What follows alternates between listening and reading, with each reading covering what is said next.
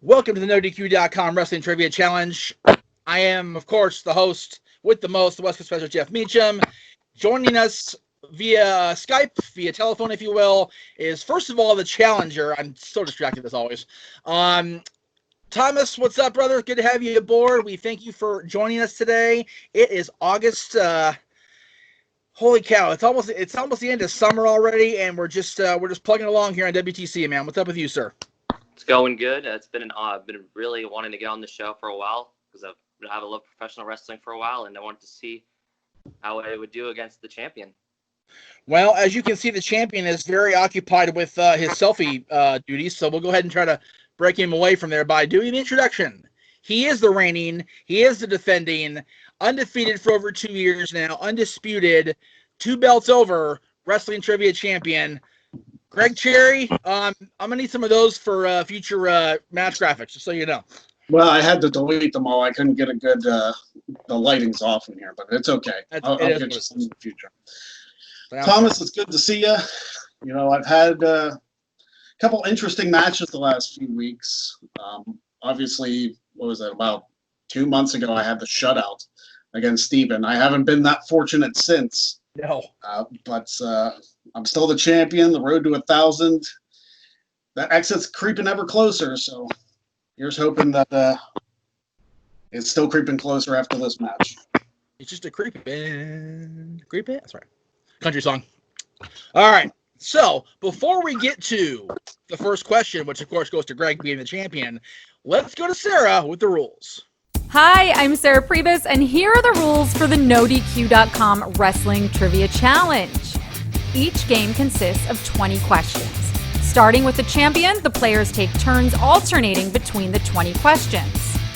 Each contestant has 10 seconds to answer each question, and a contestant gets a point per correctly answered question. If a contestant incorrectly answers their question, the opponent has an opportunity to provide a correct answer. If both contestants fail to answer correctly, no one gets the point for that question. Each contestant has the opportunity to skip one of their own questions for an alternate question without penalty. The opponent cannot answer a skipped question, but can answer the alternate question if the initial player answers that one incorrectly. The first contestant to reach 10 points, or whoever has the most points after all 20 questions have been asked, will be declared the NoDQ.com Wrestling Trivia Challenge champion. In the event of a tie, a special tiebreaker will take place until one contestant wins the game. Now, let's ring the bell and get this match started. Thank you very much, Sarah. Appreciate that, as always. And I can't thank Greg enough for bringing that voice into our lives in the first place, because that makes Greg that much more awesome. So, all right. Here we go, Greg. Question 1. Which WWE Hall of Famer made his WWF in-ring debut at a Superstars of Wrestling taping in a tag match against the British Bulldogs? 10 seconds. Go. Bret Hart? That is incorrect. Thomas, would you like the question repeated? Yes, please. Which WWE Hall of Famer made his WWF in-ring debut at a Superstars of Wrestling taping in a tag team match against the British Bulldogs?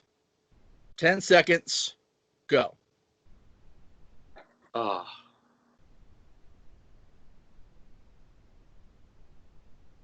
just going to say Jim Neidhart.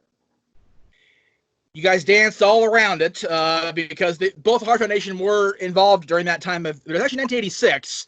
He went under the first name of Jack. He later went under his real name, Mick Foley. Foley. Oh. Yeah. It was Mick and Les Thornton in that match. And Les made a show of himself, and Mick broke his jaw. So it's very good old Dynamite. All right, so we move on to Thomas for question number 2. Twice now in WWE history, a pink Cadillac has been used to chauffeur in legendary personalities. Once at WrestleMania 6, once on the October 19th, 2009 Raw. Which passenger in that second ride is the only one of both trips to not be a WWE Hall of Fame inductee? 10 seconds. Go. I tell you. I have no idea. I don't know. All right. Greg, you need it repeated? No, because I have no freaking clue. Keep in mind, you guys each have a skip, as Sarah said. Keep that in mind. You guys do have a skip you can use if you don't know the answer to the question. But it's early. I can't use it here anyway. Well, no, you can't use shot, but here we go. 10 seconds, Greg. Go. I'm going to throw out Jillian Hall. No, but you're in the right vein. The first ride, of course, was Diamond Dallas, right. the Honky Tonk Man, Greg Valentine, and Jimmy Hart. The second ride was Snoop Dogg, the Bellas, who were to be inducted this year, and Eve Torres. Eve is the correct answer. So yeah, I was in the right mindset. Yes, exactly. So Jillian might have been gone by then anyway. 2009, maybe. All right, back to Greg. Question 3. Here we go. Which 2 Hall of Fame inductees became the WWF World Tag Team Champions with a house show victory this week in August back in 1985? 10 seconds. Go.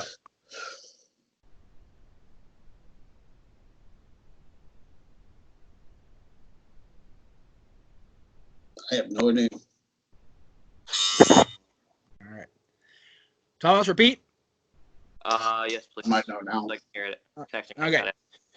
All right. Which 2 WWE Hall of Fame inductees became the WWF Tag Team Champions with a house show victory this week in August in 1985? 10 seconds. Go. The British Bulldogs? That is incorrect. The Bulldogs beat these guys at WrestleMania 2. It is the Dream Team. Valentine and Beefcake? Yes, sir. It came to me as soon as it... Right? Damn it. I hate when that happens. I hate when that happens so much. Back to Thomas for question 4. All right.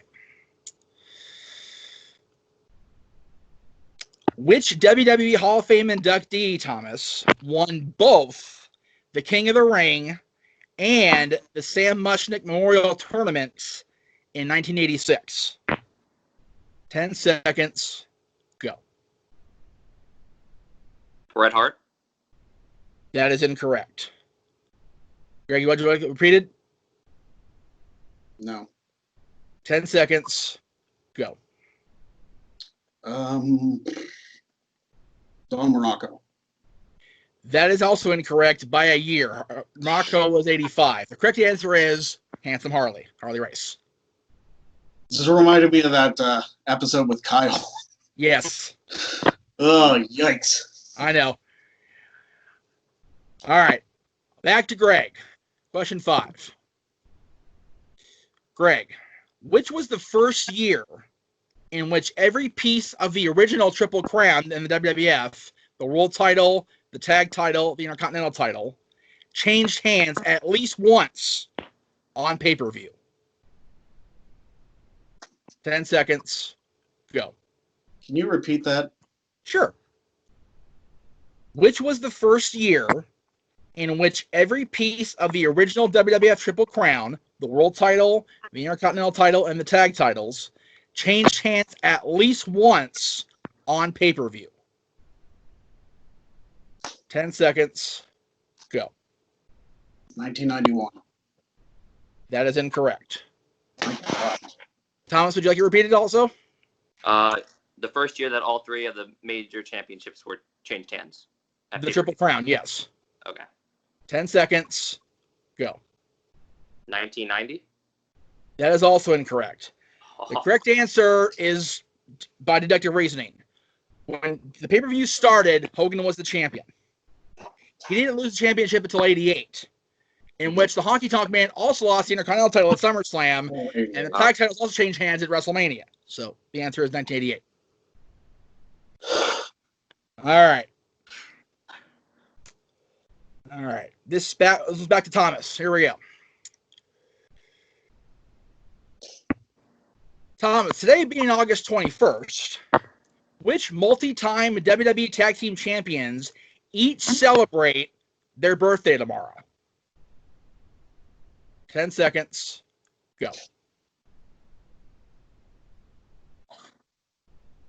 The Hardy Boys. That is incorrect. Greg, would you like it repeated? No. 10 seconds. Go. I don't even have a guess. The Dudleys. Also incorrect. The correct answer is the Twins, the Usos. Oh, that makes sense. Oh, okay. All right. We are chugging along here. Let's what we got here. Yeah, that's the term we want to use. Yeah, there you go. We still don't have All to right. get the score thing for like the first few questions. Jeez, oh, man. All right. Back to Greg. Who became the first $1 million champion to win the championship in an officially sanctioned match? 10 seconds. Go. Virgil. That is correct. Greg's on the board. Yay, I did it. Yeah, there. There you go. All right. Back to Thomas. Brutus Beefcake is generally credited with dealing Mr. Perfect his first television loss. But which other WWE Hall of Famer actually pinned Perfect 2 weeks prior on an episode of MSG TV?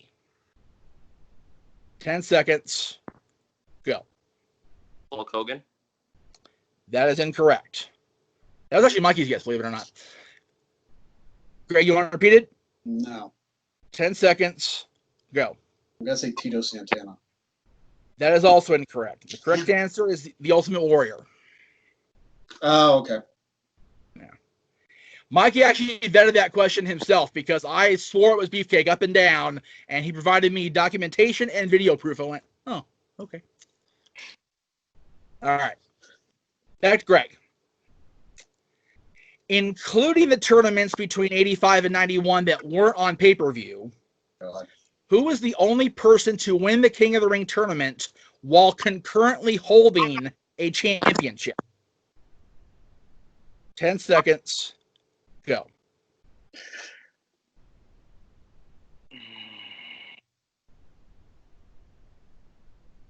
Owen Hart. That is incorrect. I know it Would is. you like it repeated, Thomas? Yes, please. Including the tournaments held between 1985 and 1991 that weren't broadcast on pay-per-view, who was the only person to win the King of the Ring tournament while concurrently holding a championship? 10 seconds. Go. Don Morocco. Also incorrect. The correct answer is the 1991 King of the Ring, Bret Hart, who was the Intercontinental Champion at the time. All right. Back to Thomas for question 10. As of 2019, who is the only wrestler to win the NoDQ.com Year-End Award for Tag Team of the Year with 2 different partners? 10 seconds. Go. 2 different partners.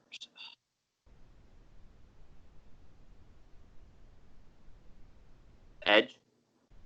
That is incorrect. Greg, repeat. No. 10 seconds. Go. James Storm. That is correct. Nicely done. Yes. Beer Money and AMW were the tag teams of the year at different points throughout their careers. So there you go. Mikey points out Greg 2, Thomas 0, WTC Writing Team 8. So Good thing we're not using season 2 rules here. yeah, no, that'd be bad. All right. Back to Greg. Which year remains the only year in history in which the WWE Championship changed hands in the ring more than 10 times? 10 seconds. Go.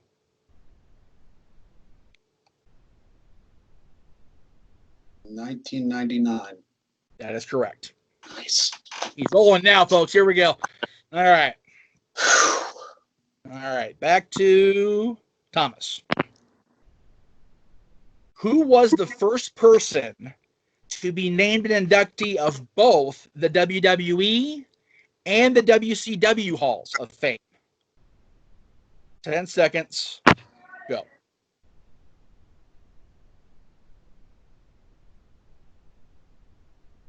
Hulk Hogan. That is incorrect. Greg, repeat.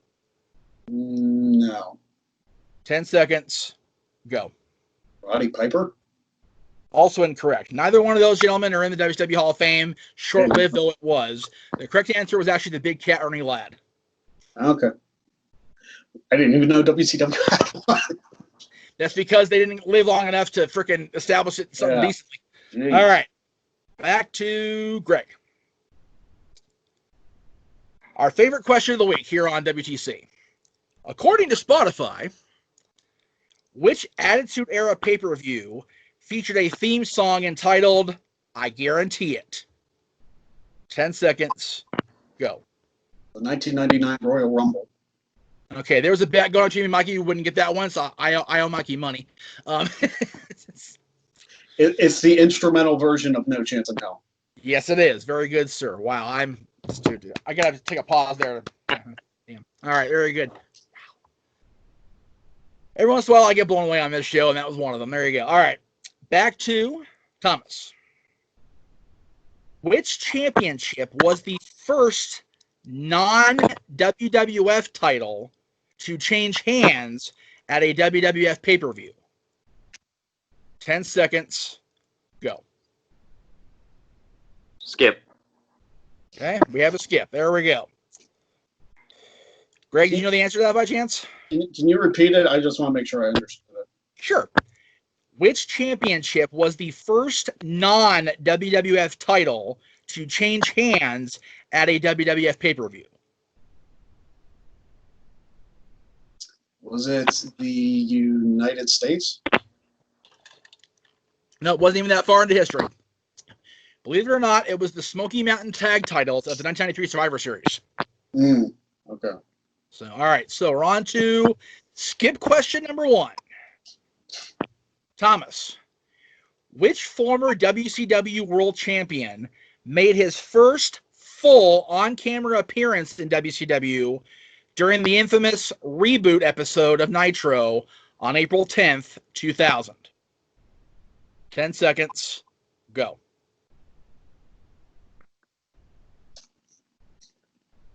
Lex Luger. That is incorrect. Greg, repeat it. No. 10 seconds. Go. Vince Russo. That is correct. Um, If you remember, he appeared Dr. Claw style for the last half of '99 and 2000, but never full shot. But there he was when he swore he never would. Yep. Vince Russo lied. I can't process how that happened. Anyway, all right, back to Greg.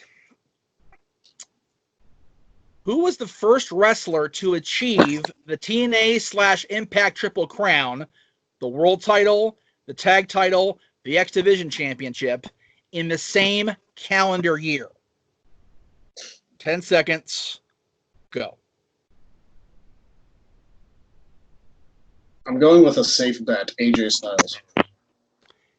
That is incorrect. I figured it was, but it was. I'll explain why in a minute. Thomas, can you repeat it? I might know who it is now. No, I'm good. 10 seconds. Go. Chris Sabin. That is incorrect. The correct answer, Greg? Is it Kurt Angle? It is Kurt Angle. Now, Yeah. I had AJ Styles down as my answer. That was my go-to answer, and I was vetted because technically when AJ won the title, the Triple Crown the first time, it wasn't the TNA titles. It was the NWA titles. So, Gotcha. it's, it was a gray area. I went with the safe option. So I mean, AJ did it like 4 times, so it's like he did, and he did eventually win the TNA titles in the Triple Crown, just not in the same calendar year. So that's that's where it gets muddy. All right, back to Thomas. Let's see where we're on the score here. Okay, here we go. All right, Thomas. Which WWE Hall of Famer made his WCW debut at the Clash of the Champions on January 27th, 1994? 10 seconds. Go. Randy Savage. That is incorrect. Greg, repeat. I guess Savage left at the end of '94. No. 10 seconds. Go. I'm going to guess Brutus Beefcake. That is also incorrect. The correct answer is Bobby the Brain Heenan. That's right, because he left in 93. Yeah. Yes. All right. Back to Greg. Who became the ECW World Heavyweight Champion in what would ultimately be the final bout for that title contested under barbed wire rope rules? 10 seconds. Go. Sabu. That is correct. The match Greg refuses to watch. Ever. Yep. So that won't be a rewind episode for those of you keeping score. All right. God. Right. You'd All find right. somebody else. Yeah. Back to Thomas. Speaking of ECW, who was victorious in the first title switch to air on ECW on TNN?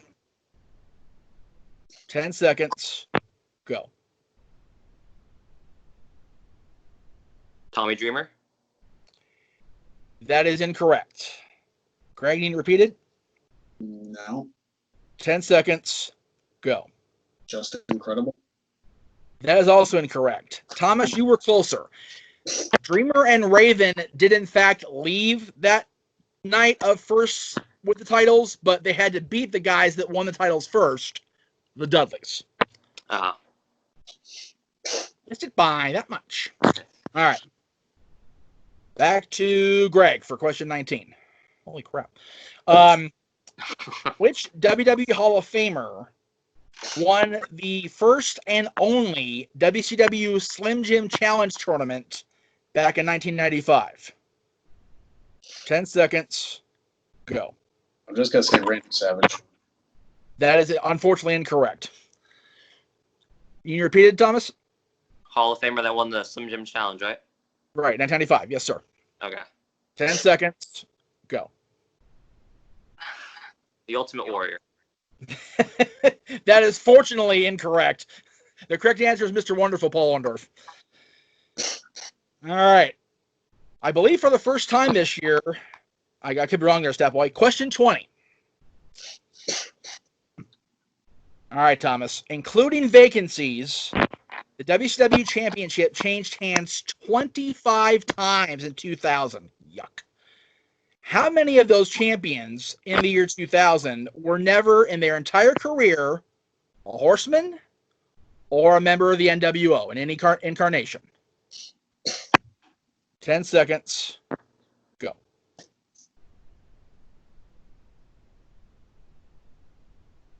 Four. That is incorrect. Greg, you need me to repeat it? No. 10 seconds. Go. One. Also incorrect. Actually, three. Arquette and Russo, of course, the two most infamous champions of the year 2000. Those guys were never either a Horseman or an NWO member. But actually, the other answer is DDP, Diamond Dallas Page. So, there you go. So, with that, it's over. God help us. The correct answer, the final score was 6-0. So, the winner by attrition and still the champion. Like, he can't hold the belt up. He's so disgusted. I am. Like, my God. Like, as JR would say, this match was bowling shoe ugly. And yes.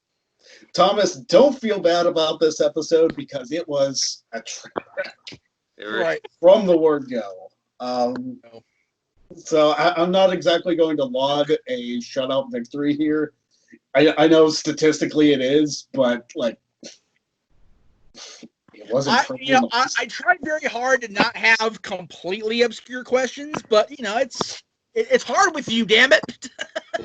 I know, but at some point, like, you don't just have to challenge me. Like, there's a second person here. Well, right, but there's stuff that I mean, trying to challenge you is one of the goals because you're on at least every week until it happens.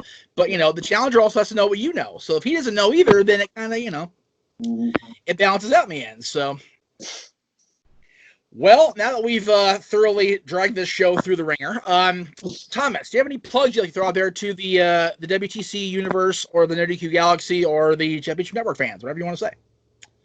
No plugs. Just keep supporting No DQ, and one day maybe Greg will meet his match. We shall see. We have 2 weeks to go until September. Like, holy crap, it's going to be September by the time we're on the air next. Matter of fact, September 4th is the anniversary of Nitro, 25 years, which is just madness. So we'll get there when we get there. But for Greg Cherry, for Thomas, for Mikey in the chat room, and for everybody here at WTC, I am Jimmy Chim saying we will see you next week, 2 weeks, on NoDQ.com Wrestling Trivia Challenge.